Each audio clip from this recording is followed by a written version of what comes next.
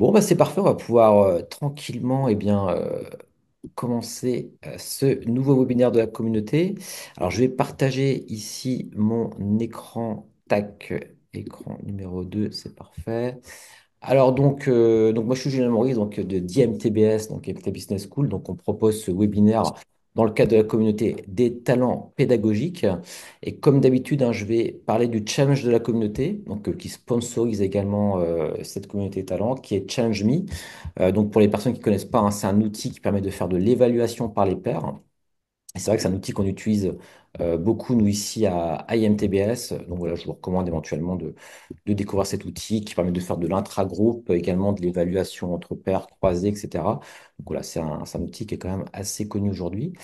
Alors aujourd'hui, on va parler donc du projet TIPS donc de Toulouse, donc l'Université de Toulouse. Donc l'idée ici, c'est d'utiliser l'IA, hein, l'IA, donc voilà, évidemment, qui fait toujours parler d'elle. Cette fois-ci sous la forme de chatbot. Donc je ne vais pas forcément aller trop dans le détail. Donc l'idée, c'est de dynamiser donc les méthodes, voilà, de cas, engager les étudiants, etc. Et pour cette présentation, donc, nous avons nos collègues justement de Toulouse qui sont présents, donc Laurent, Stéphanie et Olivier, qui vont pouvoir nous partager un peu tout leur retour d'expérience par rapport à cet outil.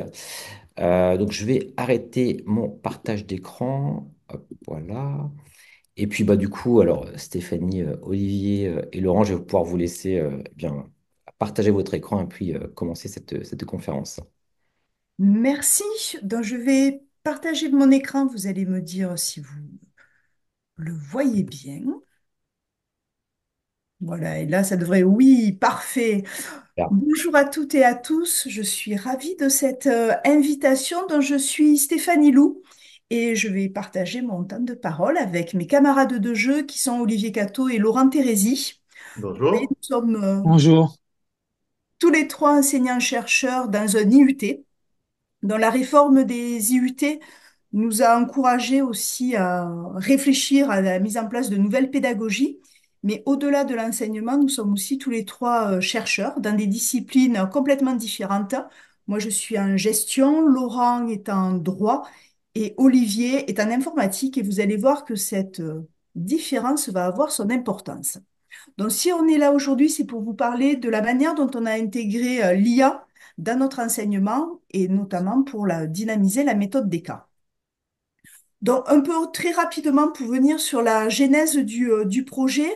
Donc, nous nous sommes engagés dans ce mouvement que vous devez voilà, connaître, le mouvement SOTL, où on va vraiment faire un lien entre nos activités de chercheurs et nos activités d'enseignants. Donc, pour reprendre un peu, Laurent, lui, va s'intéresser surtout aux conditions et aux conséquences juridiques pardon, de l'utilisation de l'IA dans l'enseignement. Olivier s'intéresse depuis longtemps à l'acquisition des compétences en environnement informatisé. Donc, moi, je suis en sciences de gestion et plus particulièrement en stratégie des très petites entreprises et en entrepreneuriat. Et souvent, on nous demande de faire de l'enseignement d'entrepreneuriat pour des étudiants qui n'ont pas d'intention entrepreneuriale. Donc, je me suis interrogée sur comment on pouvait développer les compétences entrepreneuriales pour des étudiants qui n'ont pas d'intention entrepreneuriale. Donc, ça, ce sont nos thématiques de recherche, ce qui nous intéresse. Et donc, on s'est retrouvés voilà, il y a 2, 3 ans face à cette montée de l'IA pour nos étudiants. Et on s'est dit, mais il faut qu'on prenne la vague avec eux. Donc, surtout, on considère que savoir converser avec l'IA, ça va être une compétence recherchée par les futurs recruteurs. Donc, comment arriver à les former pour dialoguer avec l'IA et pas seulement utiliser l'IA comme une source de réponse. Prendre conscience également des risques juridiques et éthiques qu'il peut y avoir à cette utilisation de l'IA et bien entendu continuer à favoriser l'autonomisation de nos étudiants, leur capacité à et mettre en pratique leurs connaissances plus théoriques. Donc face à ça, on utilise souvent la méthode des cas. Je ne vais pas y revenir dessus, si vous voulez, on pourra en discuter, hein, mais qui permet le diagnostic, les préconisations dans le diagnostic qui va vraiment lier la pratique à la théorie, pour les préconisations et pour cette analyse qui va les permettre, cette capacité de synthèse, et puis voir comment on pouvait travailler plus globalement avec nos étudiants. Donc la question, c'était comment on peut intégrer l'IA dans des pédagogies actives en entrepreneuriat.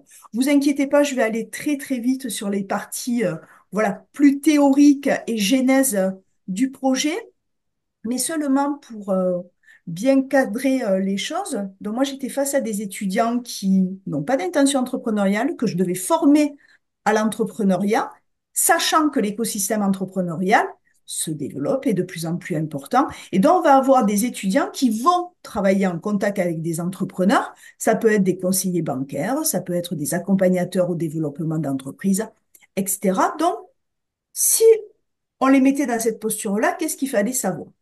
Donc, cette posture d'accompagnateur, elle va nécessiter des développements de capacités d'écoute, d'empathie et vraiment arriver à identifier le besoin qu'on va avoir dans cette étude de cas pour pouvoir mettre en place les compétences qu'on a apprises dans d'autres cours.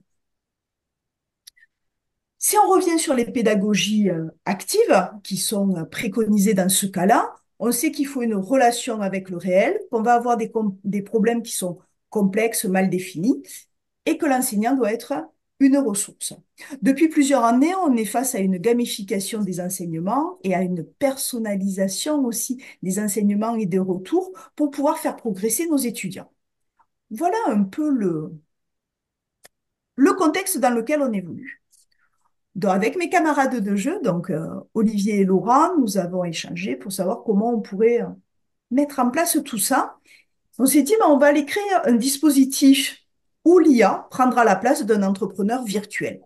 C'est-à-dire que l'étudiant, au lieu de lire de manière classique l'étude de cas, de surligner les informations qu'il y a dans l'étude de cas pour pouvoir créer son diagnostic et ensuite amener aux préconisations, dans ce cas-là, ça va être les questions qu'il va poser, c'est-à-dire la rédaction de ses prompts, les questions qu'il va poser à l'entrepreneur virtuel, qui vont lui donner, au fur et à mesure, les informations nécessaires pour pouvoir réaliser son diagnostic et l'amener aux préconisations. Donc, le processus que nous avons mis en place, c'est que l'enseignant crée le cas, ou avait déjà le cas. Laurent nous a alerté sur cette nécessité d'avoir un cas fictif, sachant que dans la littérature, le fait de travailler sur des cas réels ou des cas fictifs, en termes d'impact, d'apprentissage, n'est pas complètement tranché. Donc, nous avons des auteurs qui nous disent oui, il faut travailler sur des réels, d'autres qui nous disent ça n'a pas d'importance, on peut travailler sur du fictif. Donc, pour des problèmes juridiques, Laurent pourra y revenir, nous avons fait le choix de travailler sur des cas fictifs. Donc, on va avoir un échange entre l'entrepreneur virtuel et l'étudiant. L'étudiant est bien dans une posture d'expert. Donc, en fait, là, on renverse l'objectif de l'IA. Là, ce n'est plus l'IA qui apporte les questions, c'est bien l'IA qui est posée et qui attend des réponses d'expertise. Donc, sur cette identification des besoins, le diagnostic, les préconisations, on retrouve les différents niveaux d'apprentissage, c'est-à-dire que l'étudiant a dû mémoriser les ressources qu'il a eues dans d'autres cours, les comprendre pour pouvoir les appliquer, les analyser et générer ensuite des préconisations.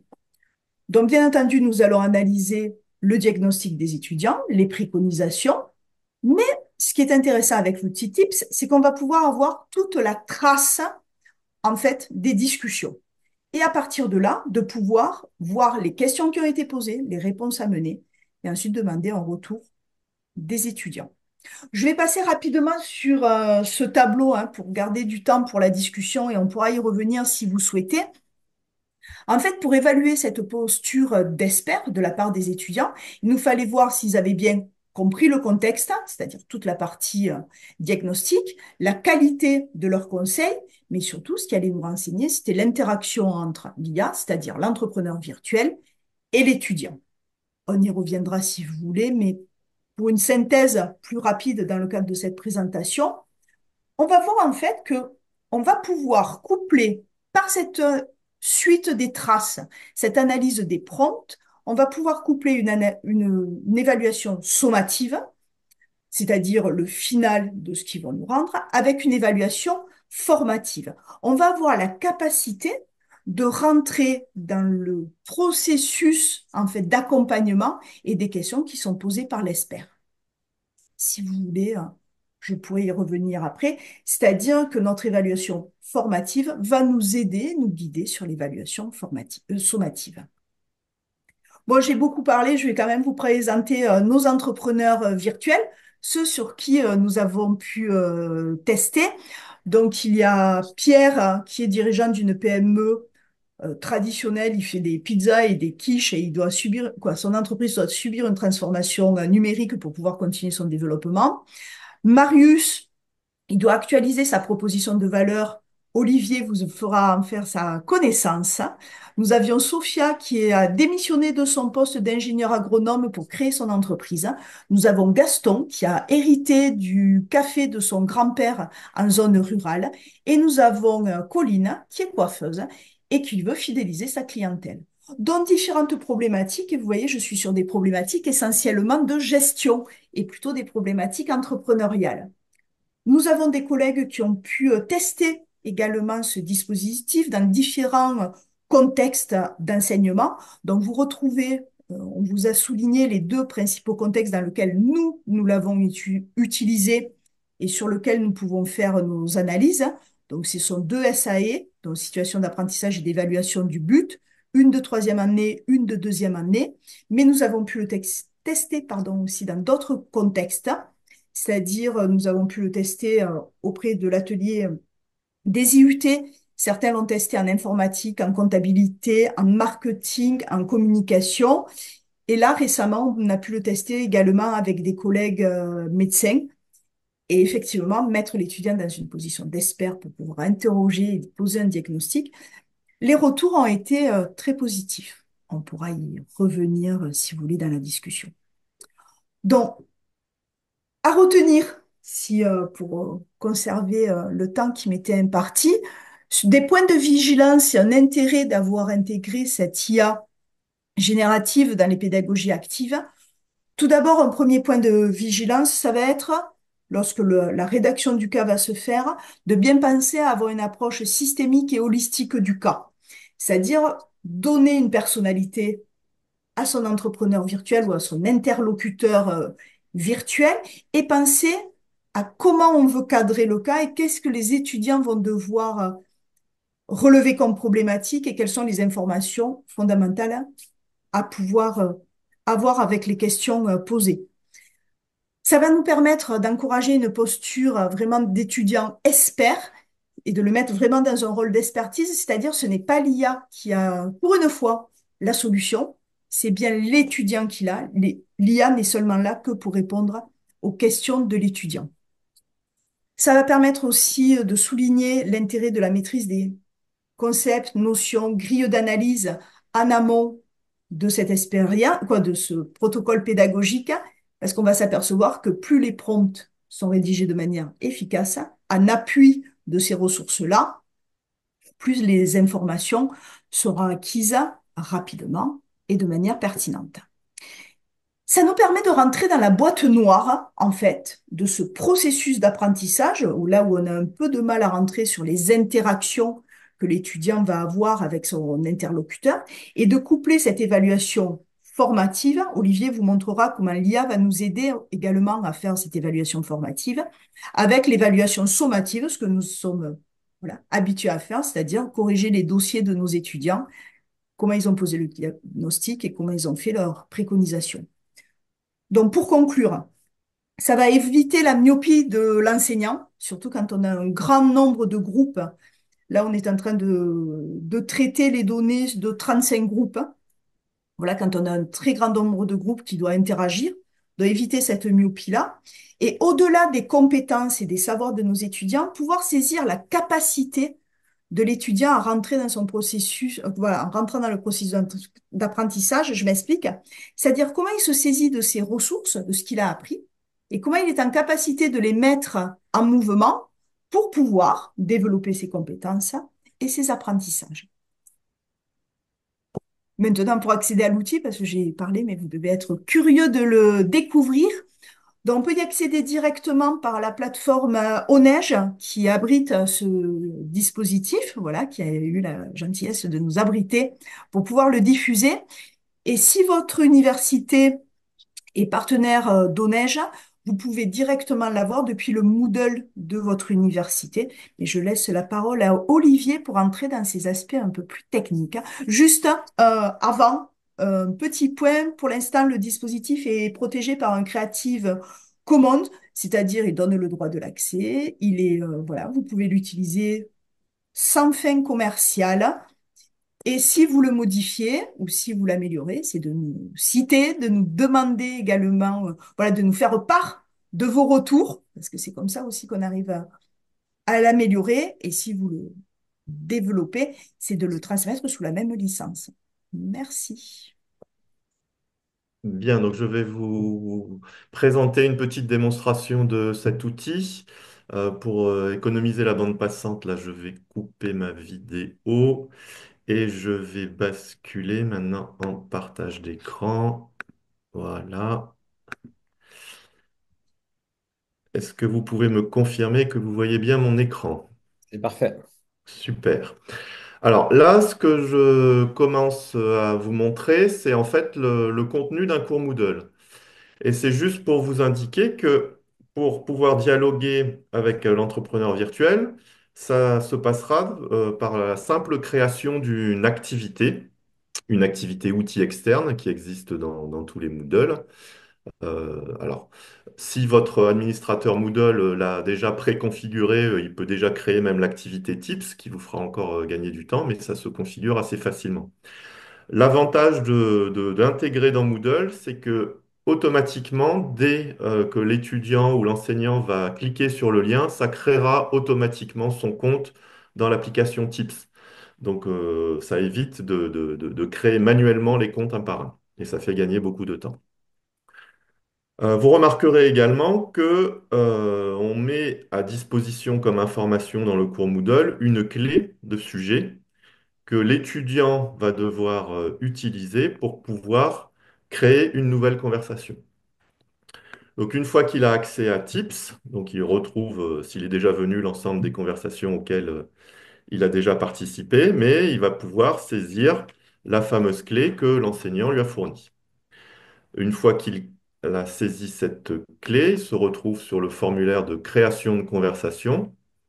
Alors, je vais réduire un peu cette fenêtre pour y voir quelque chose. Voilà. Il retrouve le sujet sur lequel il est en train de créer la conversation, les consignes qui sont données à l'étudiant. Il donne un nom à sa conversation. Donc ici, je vais mettre conversation de test pour la communauté. Et nous allons dialoguer avec l'entrepreneur virtuel Marius, que Stéphanie vous a présenté très brièvement tout à l'heure.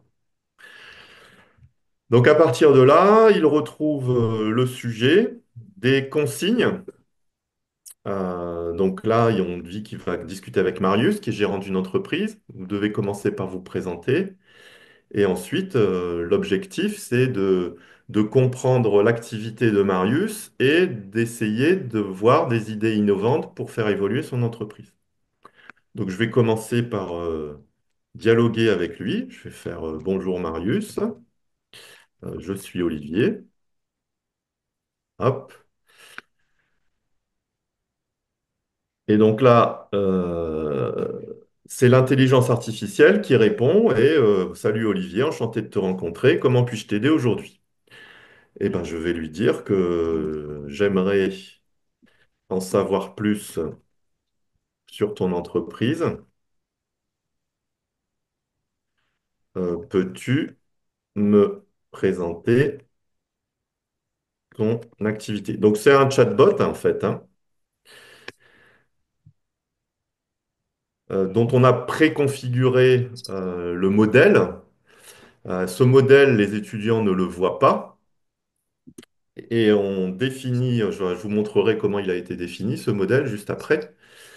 Et l'objectif là de l'étudiant, c'est de comprendre ce que fait Marius. Donc ici, bonjour, je suis à la tête d'une entreprise de maçonnerie. Donc déjà, je vois le secteur d'activité, je vois le lieu aussi. Nous spécialisons dans la construction et la rénovation de bâtiments, hein. Nous avons une équipe de 15 salariés, donc il me décrit un petit peu son activité. Euh, et après, je peux continuer à dialoguer avec lui. Par exemple, comment il voit l'évolution de son entreprise.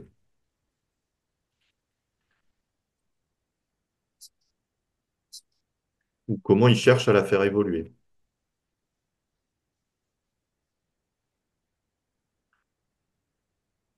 En fait, ce qu'il faut comprendre, c'est que c'est le modèle et l'ensemble de la conversation qui sont systématiquement envoyés au travers d'une API à l'intelligence artificielle. Alors, on n'a pas créé notre propre intelligence artificielle, hein. En fait, on utilise l'intelligence artificielle d'OpenAI, c'est-à-dire l'entreprise qui a créé ChatGPT.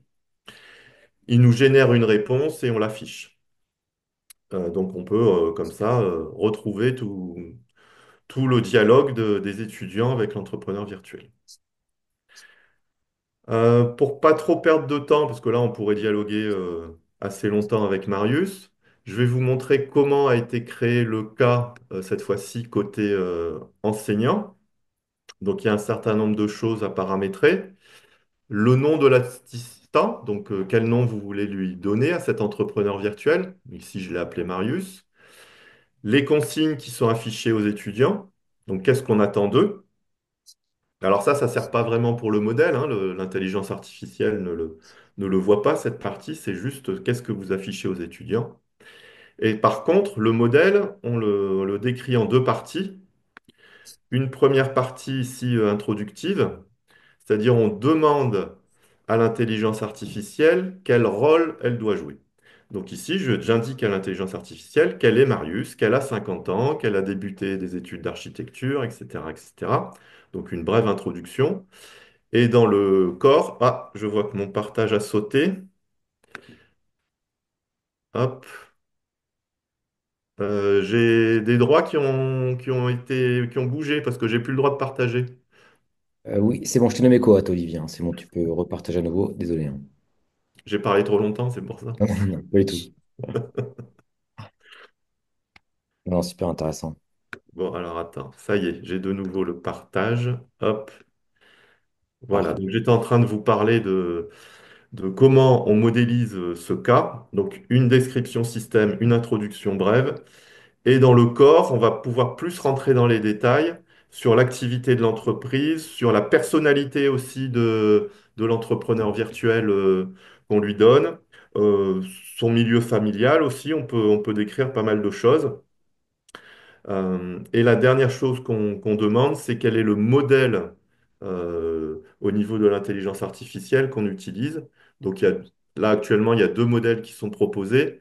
Soit le modèle GPT 3.5, hein, qui correspond à la version gratuite de ChatGPT, et un autre modèle qui correspond à une version plus récente et qui est plus efficace. Donc voilà un petit peu à quoi ressemble un cas. Donc, vous voyez, ça tient sur une page, hein, en fait. Ce que je voulais également vous montrer, j'en ai plus pour très longtemps, c'est on a la possibilité de voir tous les dialogues des étudiants. Donc là, vous avez un exemple sous les yeux d'échange avec cette fois-ci un autre entrepreneur virtuel. Et chose qui peut être aussi intéressante, on a la possibilité d'insérer au milieu de la conversation des conseils.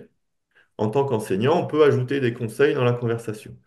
Ces conseils, soit vous les saisissez directement, parce que vous avez vu toute la conversation, que vous voulez orienter le travail des étudiants dans un sens ou dans l'autre, mais vous avez aussi la possibilité de faire générer des conseils par l'intelligence artificielle. C'est ce que j'ai utilisé ici.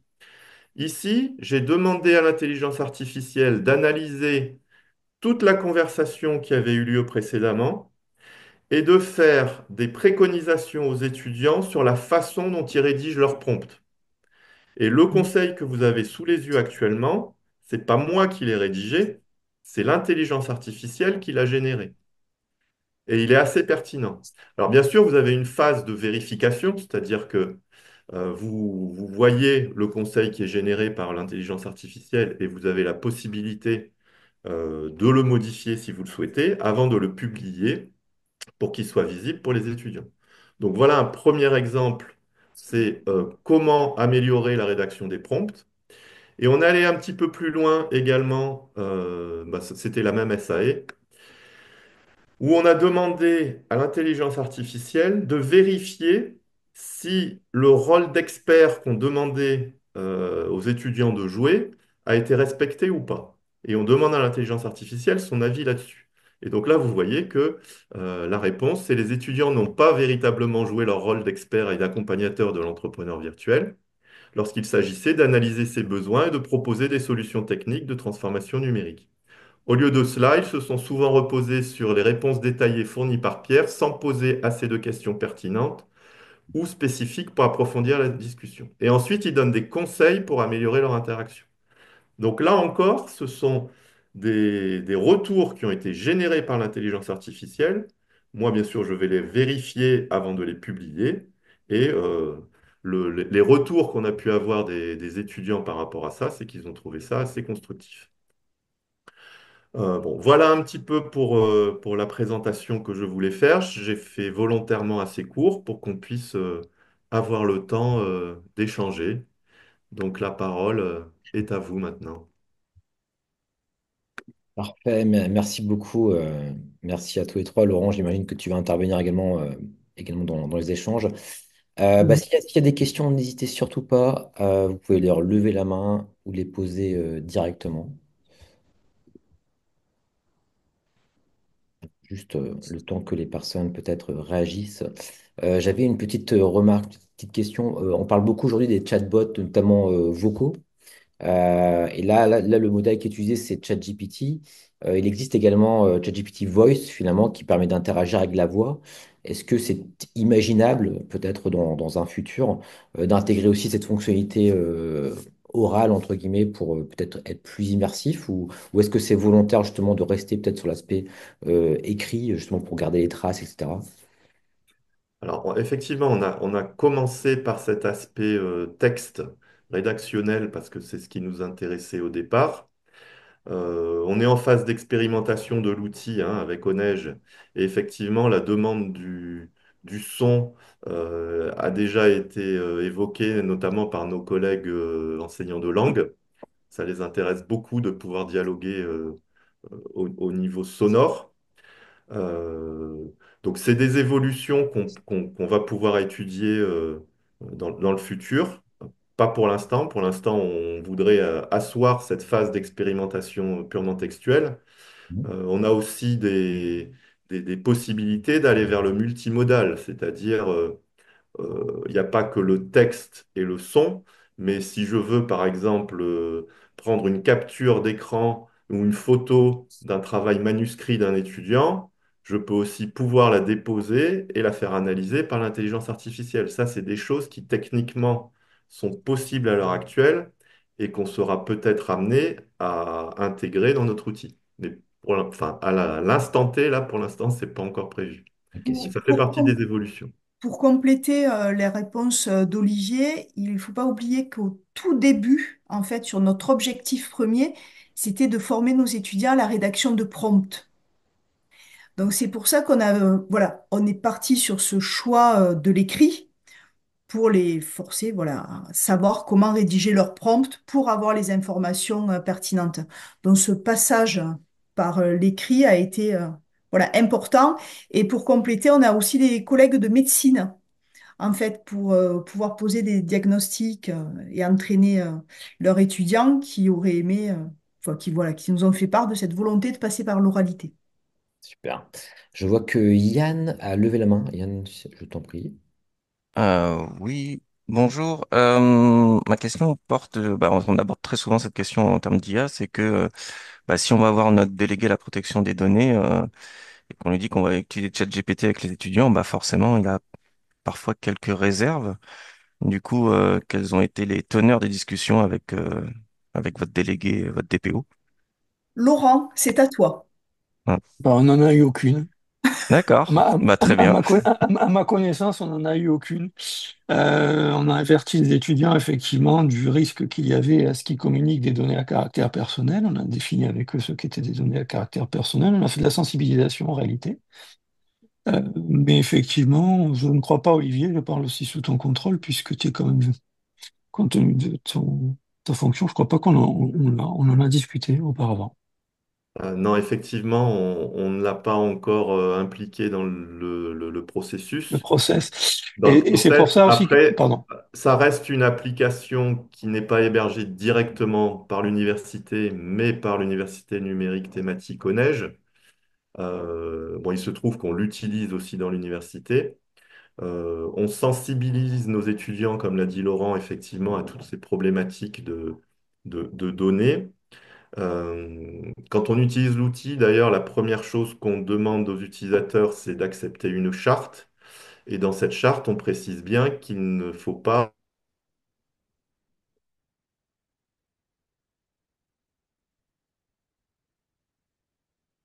actif. C'est bien aussi pour pouvoir s'affranchir de ces problématiques de protection de données.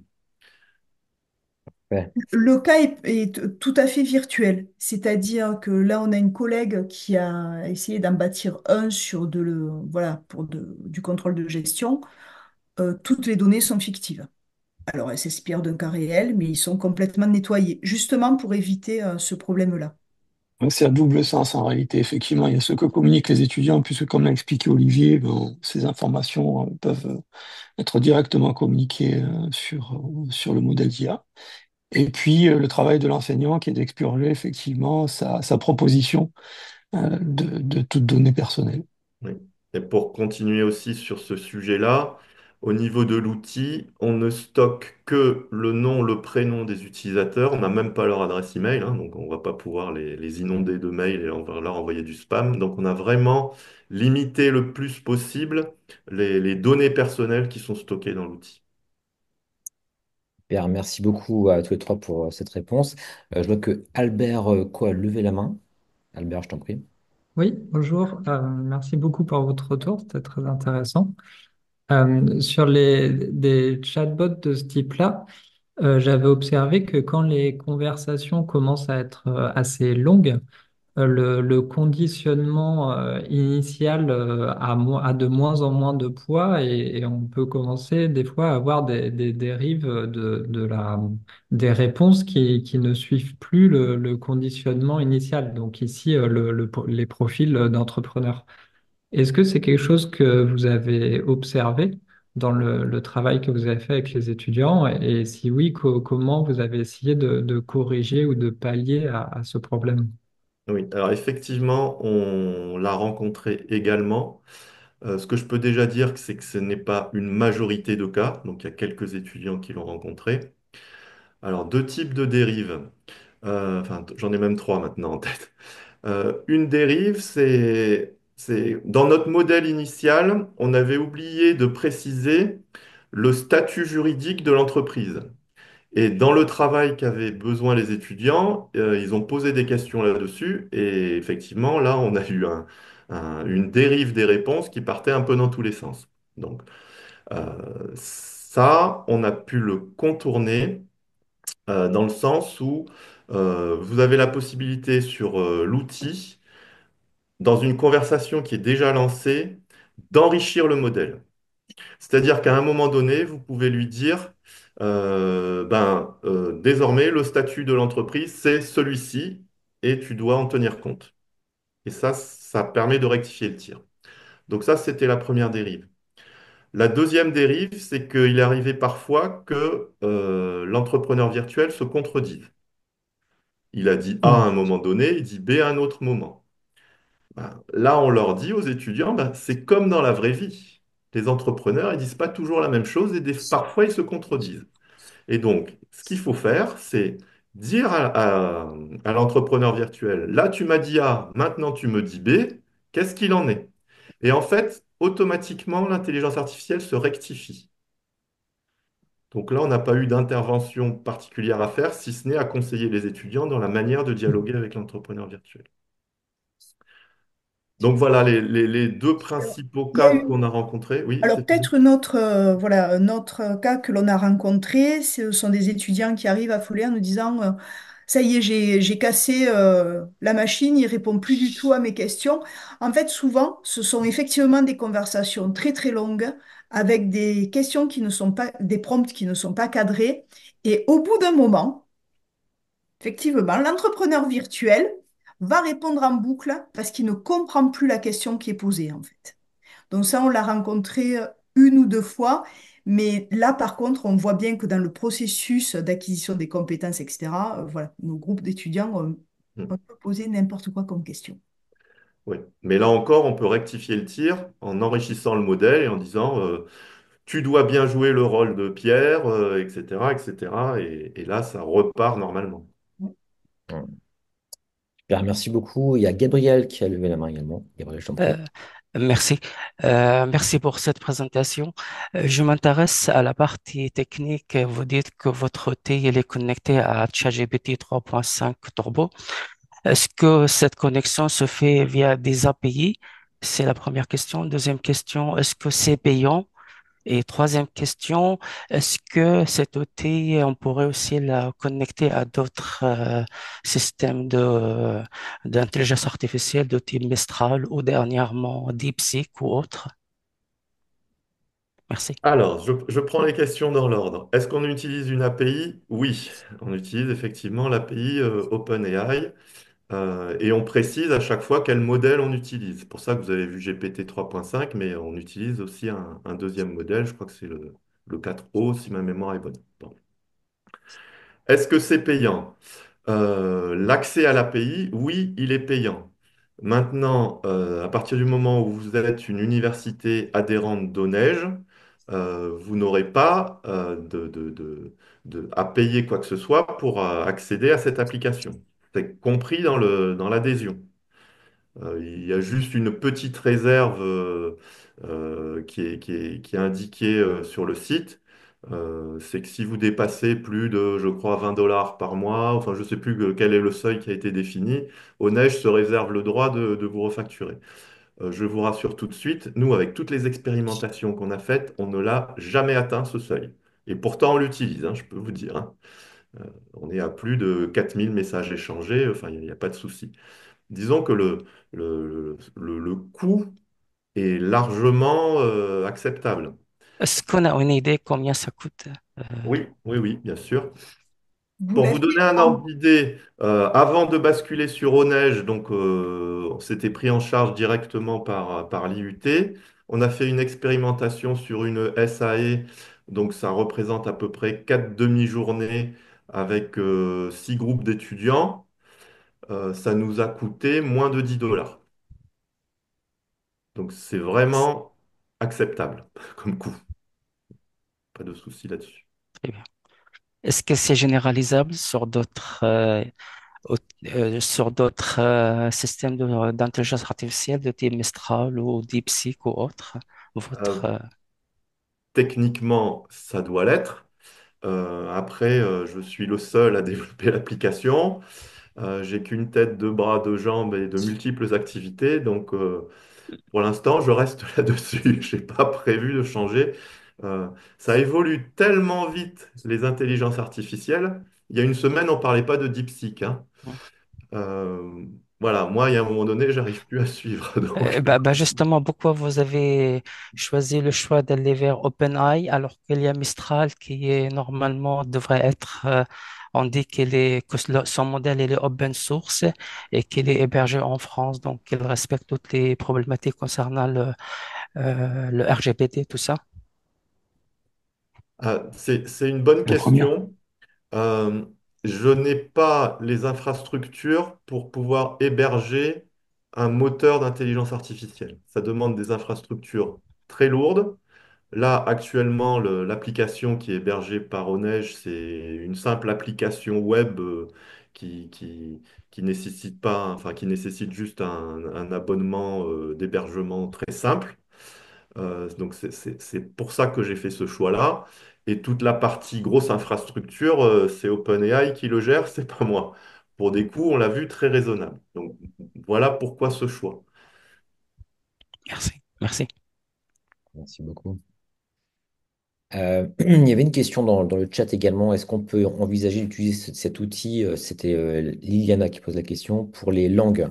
Est-ce que dans le prompt, on pourrait mettre, par exemple, Mhm. l'IA dans le rôle d'un enseignant, je sais pas, d'anglais ou qui perfectionne entre guillemets l'anglais ou de d'autres langues? Est-ce que c'est des choses qui seraient envisageables selon vous? Alors, je vais me permettre de répondre. Il faut le prendre dans le sens inverse. C'est l'étudiant expert. en fait. Ouais. Donc, l'IA va Ah pas être oui. dans la posture de l'enseignant d'anglais. L'IA va être, par exemple, dans la posture d'un étudiant qui vient en stage et qu'on doit Ouais. guider dans une ville. Voilà. Bien. Donc, nous avons des collègues en langue qui l'ont testé. Donc, il arrive même à faire les ponctuations en espagnol. Ça, on avait vu ça. Donc, ils l'ont testé en anglais, ils l'ont testé en espagnol. Ok.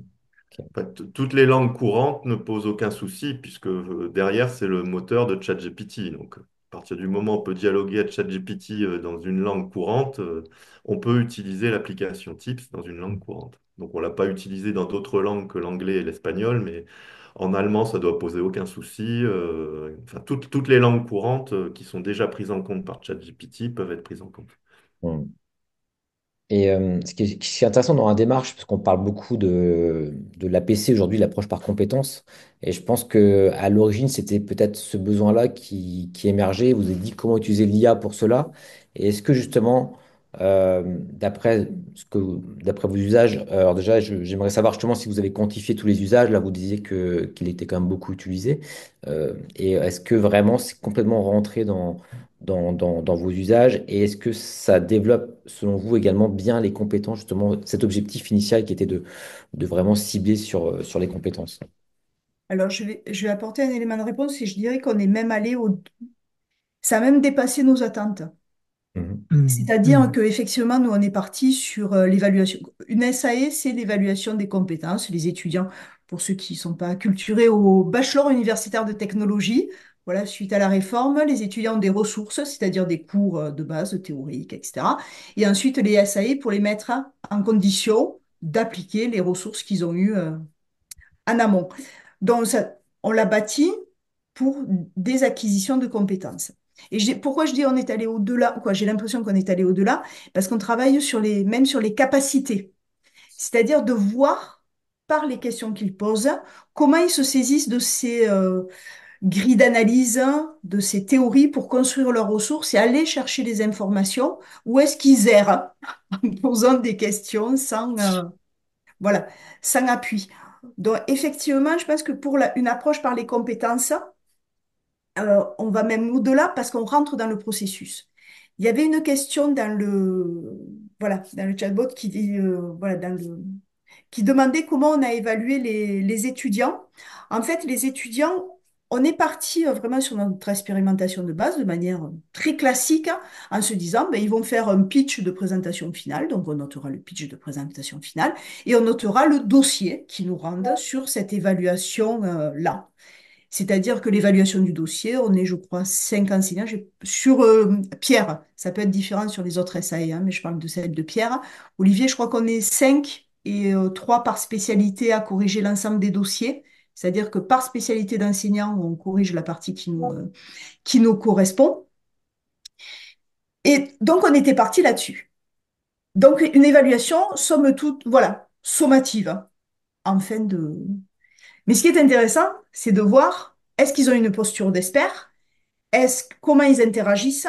Est-ce que les questions sont pertinentes, etc. Donc, on est passé aussi par cette évaluation formative.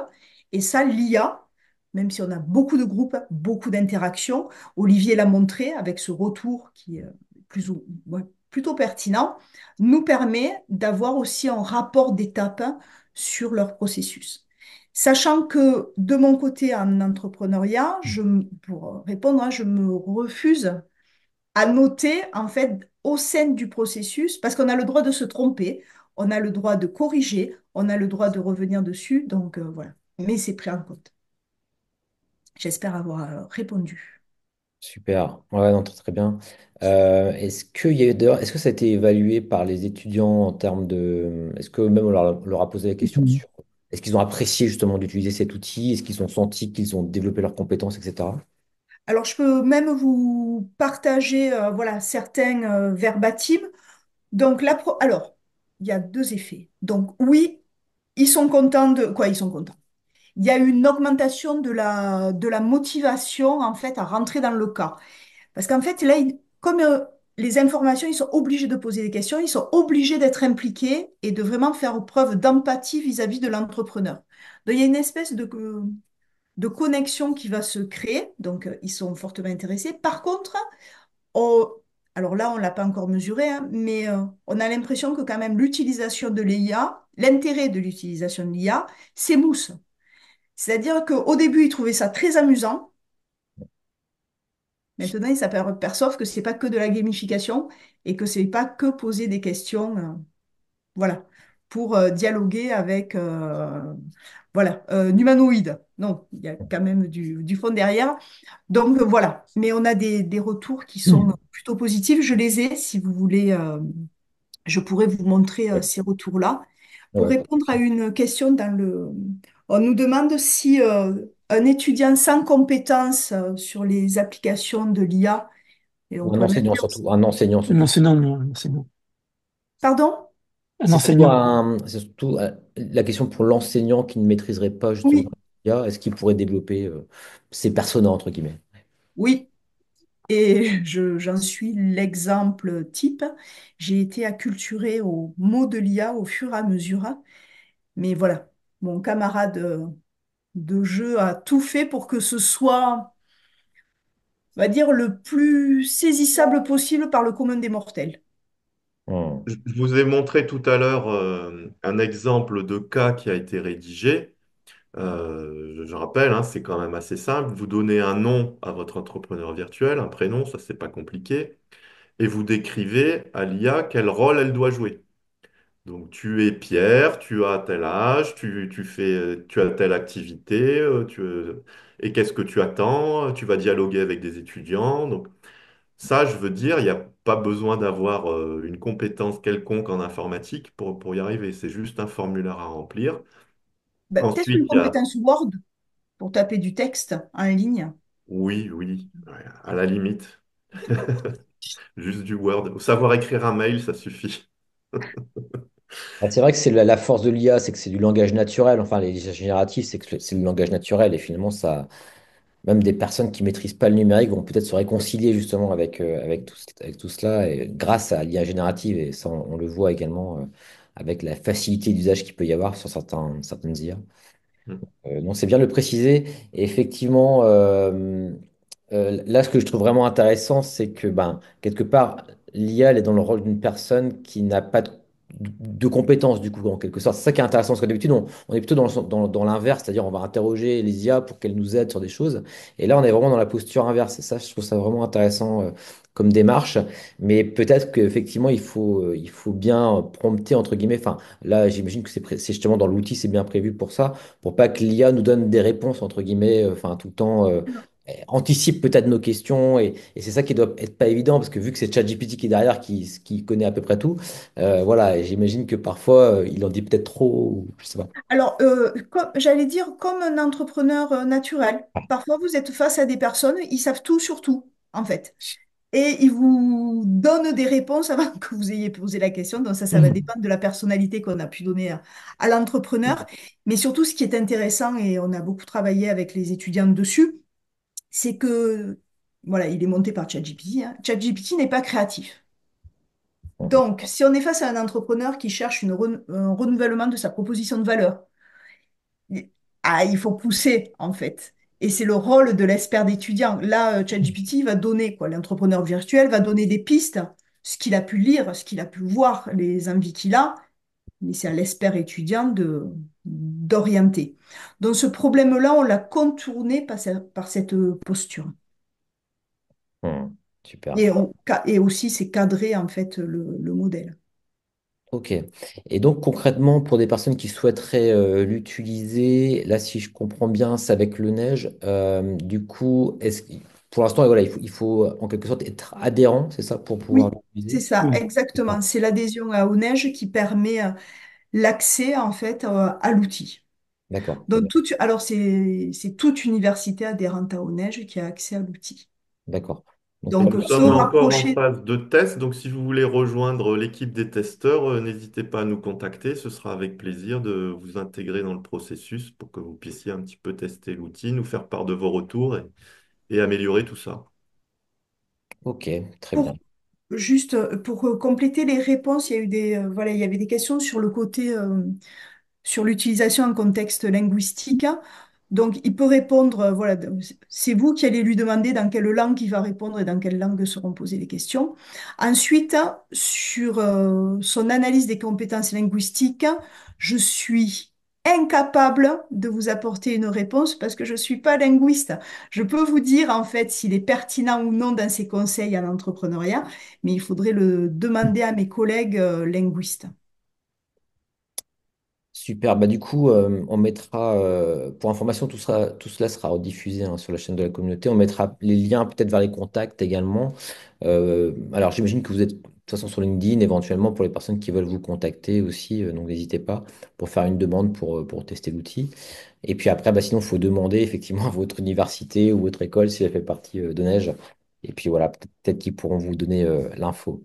Ah, Olivier a mis son mail. Je Ah viens de voilà. mettre mon mail si vous voulez me contacter pour tester l'outil, il n'y a pas de Et souci. pour la partie créativité, il y a une remarque Mhm. sur les références bibliographiques. Oui, il invente plein de trucs, mais il invente, en fait, il prend la moyenne des éléments. Donc, il va jamais être purement disruptif. Il va être capable de dire de grosses bêtises, ça c'est vrai, mais il va, voilà. Donc, il ne sait pas encore faire des liens entre les différents domaines de la gestion, tout ça. Donc, il y a encore de la place pour des experts étudiants. Du moins, on l'espère. Pour l'instant, ça évolue vite, comme dit Olivier. Peut-être dans 2 mois, on vous dira complètement le contraire. Bon, bah, c'est parfait. Merci beaucoup. En tout cas, je vais repartager mon écran juste pour conclure ce webinaire. Alors, donc, pour information, hein, je rappelle on est sponsorisé par ChangeMe, hein, donc je fais un petit peu de pub pour cet outil qu'on utilise beaucoup et je vous encourage vraiment à le tester pour faire de l'évaluation par les pairs. Alors, tout sera rediffusé sur la chaîne de la communauté. Donc, vous voyez, on a quand même, là, on a 52 vidéos, donc n'hésitez pas. J'ai mis également un lien d'ailleurs vers la newsletter de la communauté pour être au courant justement des webinaires. Donc, il y en a un par mois. Et voilà, donc on retrouvera ici un petit peu voilà, toutes les infos qui seront intéressantes pour vous.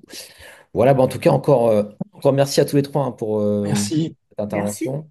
merci à Merci vous. à vous. Et puis bah, j'espère que voilà, on aura l'occasion peut-être d'en reparler à nouveau de tous ces sujets. J'étais au Learning Tech d'ailleurs hier sur Paris et je voyais qu'il y avait beaucoup de startups également qui se lancent dans ce type d'outils aussi, hein, donc quelque part de chatbot, etc., que ce soit audio ou écrit. En tout cas, c'est bien d'avoir cette initiative aussi auprès de Neige. Et pour toutes les personnes qui ont participé, bah, je vous invite à revenir le mois prochain pour le nouveau webinaire. Et puis voilà, j'espère que je vous souhaite à tous une bonne journée et un bon week-end.